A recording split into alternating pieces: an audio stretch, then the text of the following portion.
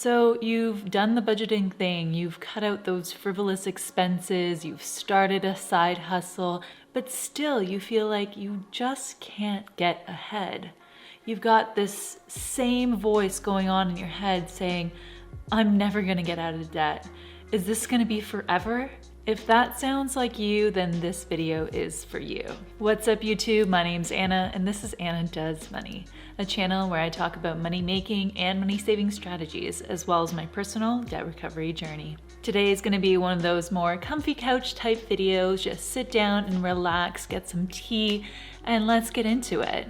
As many of you know, I've been slowly paying off my $27,000 credit card debt. I've also got a student loan as well as a personal loan, but I'm tackling that credit card debt first since it is the highest interest. Over the last year, I've paid off quite a bit of the debt. I've now got about $15,000 left on those credit cards. As much progress as I've made, it still doesn't really feel like enough. I always find myself looking at bank statements and pretty much breaking down and crying, thinking this is gonna be forever and I'm never gonna get out of the debt. Like, how long do I have to keep this up for? I start going down this rabbit hole of comparing myself to others of my age. They have no debt. They've got like $100,000 in a bank for their retirement, and they've got a house and they've got these investments, and I just feel so behind. Some days it's just plain hard. And then it's this spiral vortex of self-pity and anger with myself because how did I allow myself to get into this situation? And that's exactly what's keeping me in debt in the first place. I keep sending out this message to the universe saying, oh, I'm never gonna get out of debt. And so this is exactly what the universe is giving me in return, saying, you wanted to stay in debt? There you go, you're staying in debt. Instead, we need to send out this voice of abundance and this message of gratitude out to the universe. The voice in your head has to stop with this mentality of I'm never gonna get out of debt and start saying financial freedom is coming to me. That abundance is coming to me. I am in debt now, but that is not who I am. The focus needs to be on this present moment today.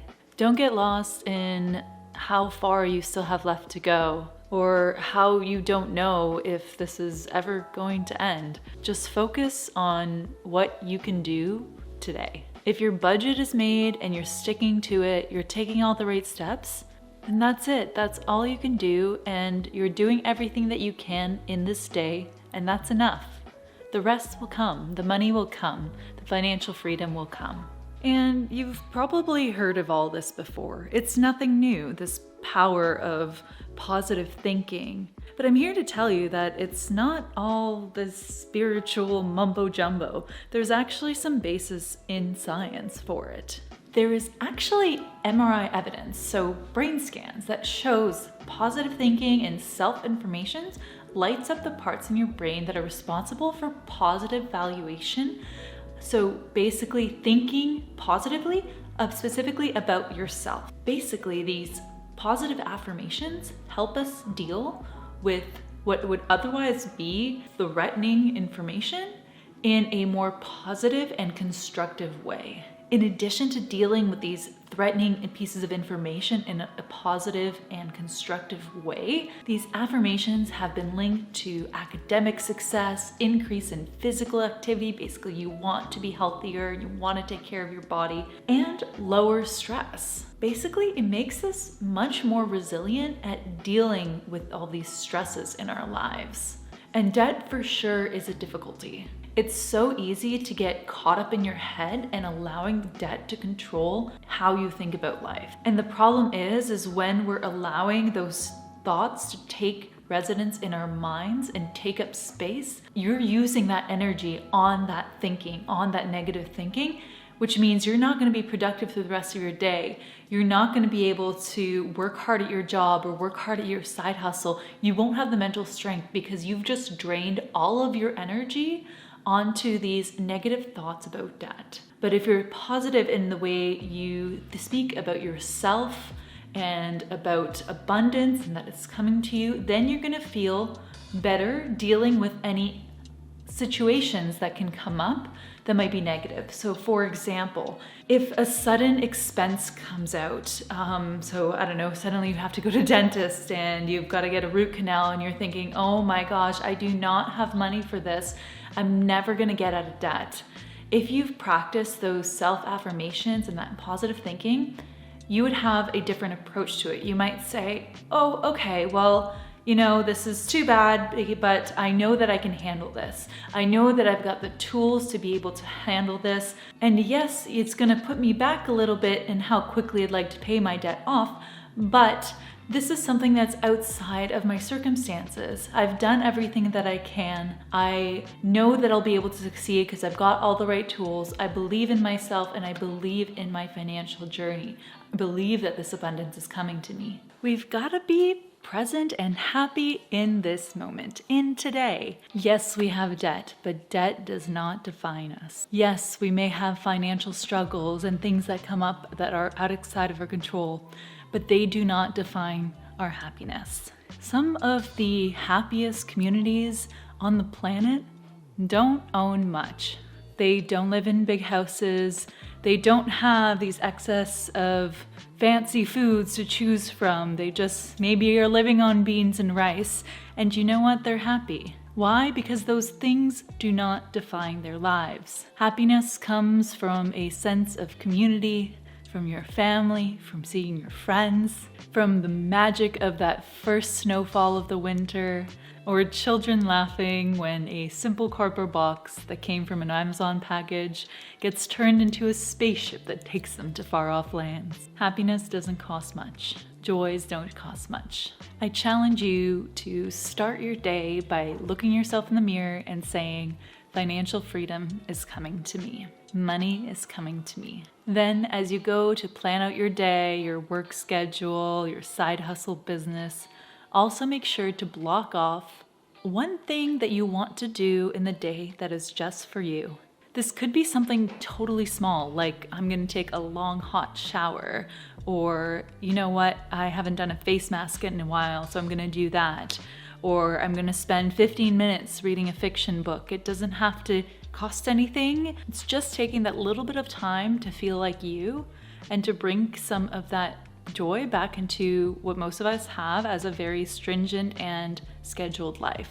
I recently finished listening to this book called A New Earth. It's a really good book that talks about staying present in the current moment and enjoying whatever stage of life you're in today. Because these day-to-day things that we're doing, that is life.